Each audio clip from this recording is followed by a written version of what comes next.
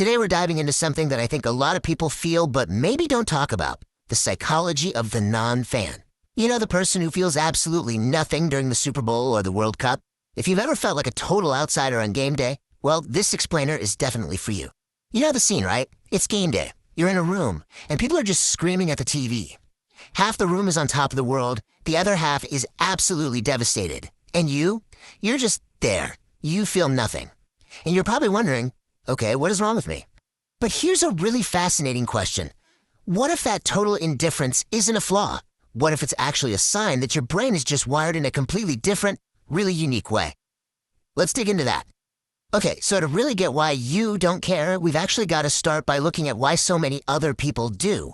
And it all comes down to how our brains are wired for connection and for conflict. Think about it. For literally thousands of years, belonging to a tribe was everything. It was about survival. Now, we don't really have rival tribes to fight anymore, but that deep-seated instinct, it's still there. And sports, especially something as intense as football, has kind of become this modern, socially acceptable stand-in for that ancient tribal warfare.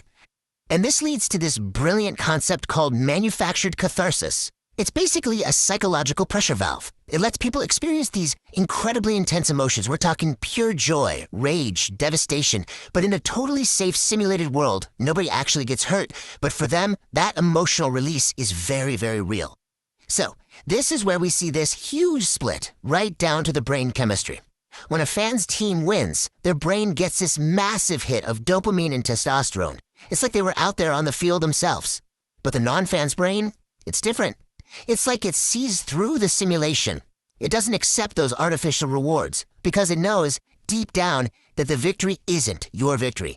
And that detachment, that ability to see the game for what it is, leads us right into the mind of the non-fan. And it points to this really interesting trait, an immunity to tribal groupthink. This slide just nails the difference in perception. While the fan is watching a symbolic war, this profound tribal victory, your brain is just processing the raw data. You see highly paid athletes moving an object from one side of a field to the other. You see the mechanics, not the manufactured meaning on top of it.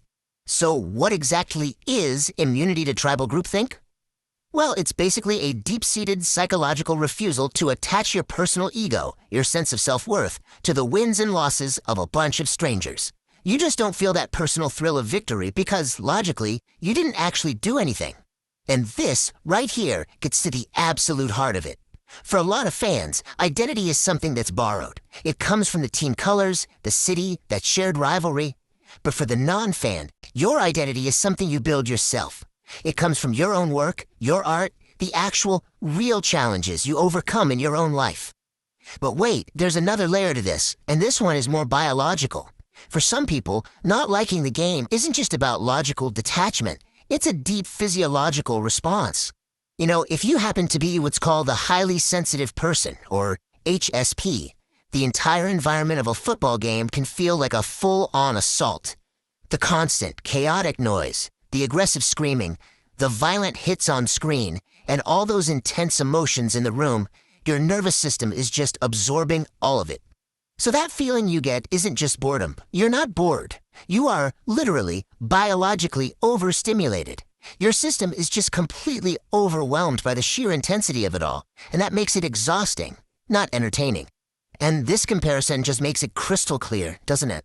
For all the people around you, screaming at the television is a way to release the stress from their week. But for you, that exact same environment is actively creating stress.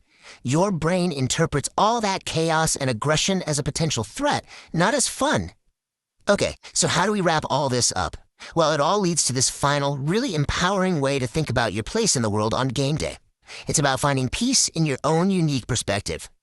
So seriously, the next time you find yourself at some big game party, sitting there quietly while everyone else is going absolutely wild, just remember what we've talked about.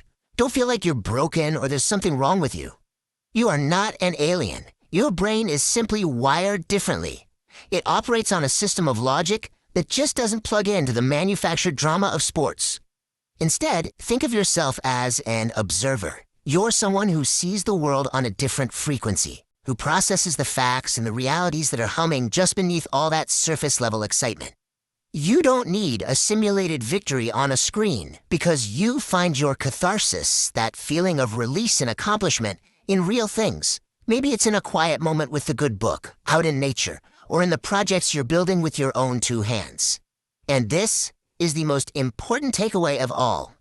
You don't need to watch someone else win because you are already, in your own way, quietly playing your own game.